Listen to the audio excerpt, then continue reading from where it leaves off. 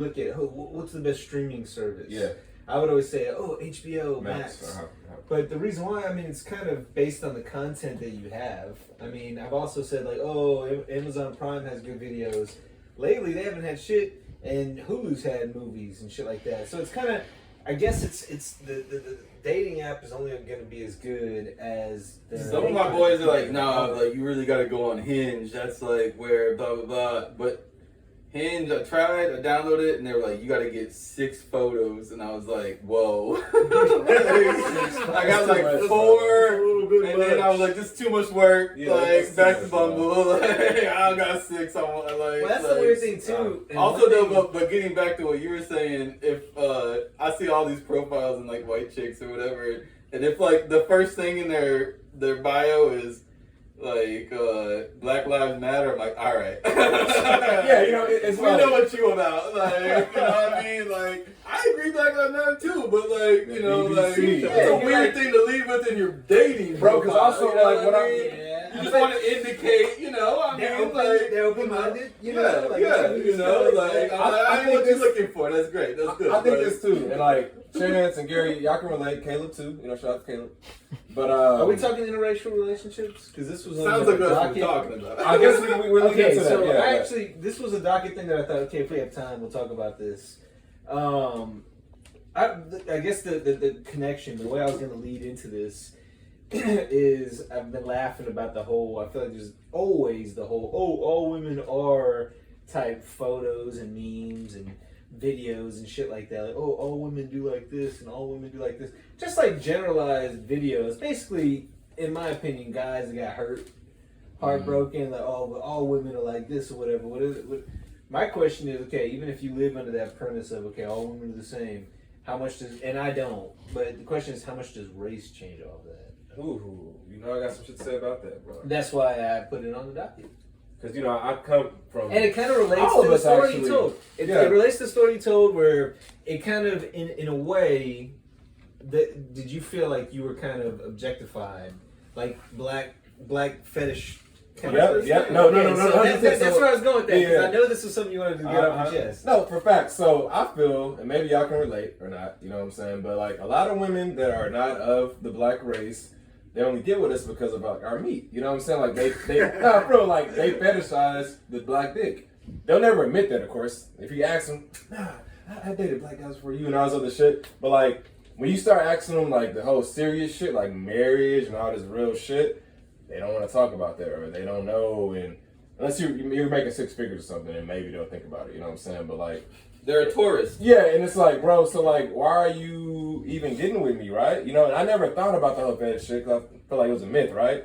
Until like recent stuff started happening and past stuff happening that I've kind of peeped now. Because like when you're in it, you don't realize until like you're kind of out of it. You're like, damn, like, was that it? You know, like, was this person with me because like I was digging her down good or like.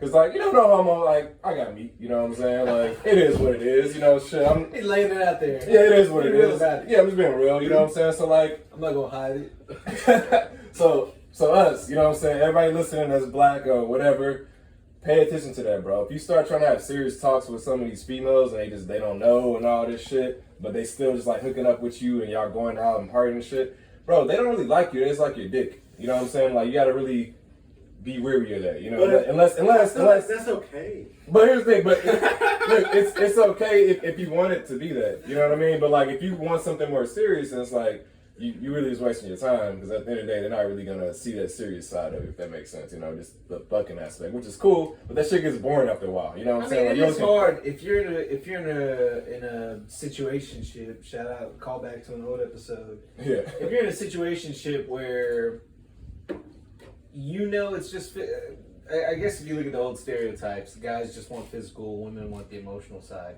It's hard sometimes being on the other side of that, where maybe they have more of just a physical connection with you, and you actually kind of like them. So I can understand if there are certain circumstances like race. I feel like that nobody wants to be objectified. But my thing is like, we're too old now. Like that was cool when we was younger and shit, but like we in our 30s and shit. Now it's like, Chance, we were talking about that, right? Like, you can fucking shit, but like, it's only so much you can do that before it's like, all right, you know, like, what are we really doing? I think we're all jaded now to where we know I'm definitely jaded. We know that no matter how good something is, I mean, you can have like a friendship. We're friends to the death. You can have a relationship. You know, I'm married. I intend to be married to the death. You know what I mean? Like, you can have things like that remain mostly permanent. But outside of that, I think we're old enough now to where we recognize that everything, good or bad, is temporary.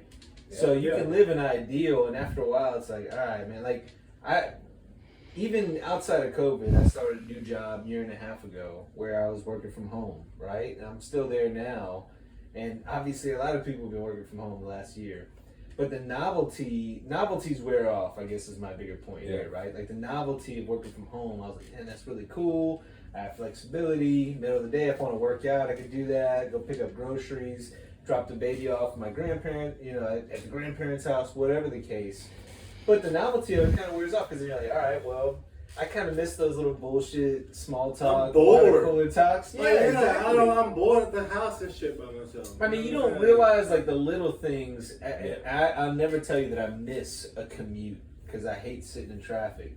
But commute was often my times where I would listen to podcasts. Mm-hmm. Yeah. Your habits change. Like, okay, where the hell do I listen now? Yeah, you reflect, right? You kind of have to yourself. So one thing, the grand point there. Sorry, I know I'm grandstanding here, but the big point there too. I feel like we forget the value of just being bored. Like, just finding some shit with your own thoughts, thinking about stuff to yourself. And I think that's why we do bullshit like getting haircuts or mowing the yard or something monotonous like that. Because it's forced time to not do anything other than just that task. And wherever your mind wanders, it's allowed to just wander off to. Like, I used to get haircuts every 2 weeks, it's every 10 days. Now I'm at my dude once a week, every Friday. No wonder that shit's always sharp, man. Bro, because like, it's like therapy, bro. I'm like, this is my fucking dude. Like, I'm like, damn, like, I feel fucking great after I get out of there. You know what I mean? And like, that's like, I mean, yeah. So you need things like that. Like, you need that shit. Yeah. You have to like do something. Like, and you gotta get out of there like your own fucking. Shout out David, the Argyle League. Yeah.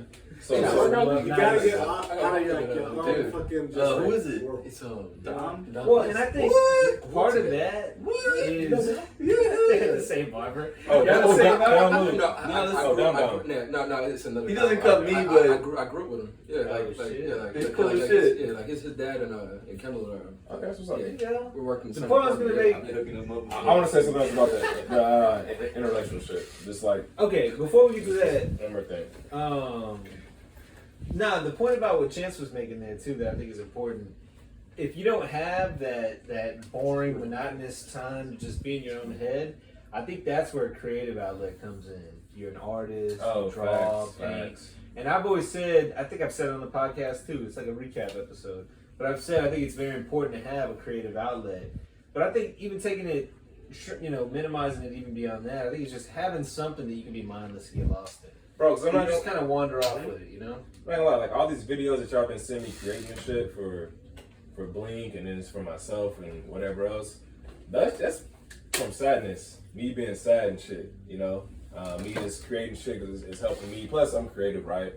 And so a lot of that just stems from just shit breakups. The breakup, Like, I'm being real with you. Like, we're most creative when we're like beating because like shit. I feel like I'm still hurt behind that shit. I mean, I'm to be honest with you. Like, we're human. I mean, it just happened. You know what I'm saying? Like, not too like a couple months ago or whatever. I'm not gonna say the exact time, but like, you hurt, right? I still love the person because like we're together for like years and shit. And so it's just like, it sucks when you think one thing in your head and it just doesn't come out to be that. If that makes sense, right? And so one thing I want to say about like race thing, right? If you are dating somebody outside your race, you got to make sure your values are really aligned in the very, very beginning. You got to make sure your finances is right because they ain't gonna fuck with you if you're not. They'll never say that, but like finances is fucking crucial. That's key to every body. You got to be kind of the same level type shit. If you're broke and they still fuck with you, then you know it's real, right?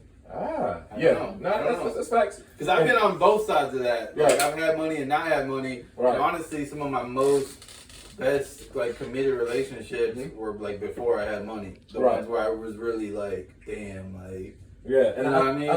I feel you. Like, and so like my ex, like, she wasn't like that. Like, luckily, she didn't really care about the money and shit. You know what I'm saying? Like, she really held a nigga down at like a lot of times. Like, I'm being honest with you, with bad situations. I mean, like, Apple situation, you know, whatever else happened, she didn't help hold me down. But I noticed from other things, other relationships that I've seen, like, that's been an issue, right? Because, like, the parents, the culture thing, right? You know what I'm saying? Like, if you're already black I'm glad or you whatever. mentioned parents, man. Yeah. I have a whole point about that. So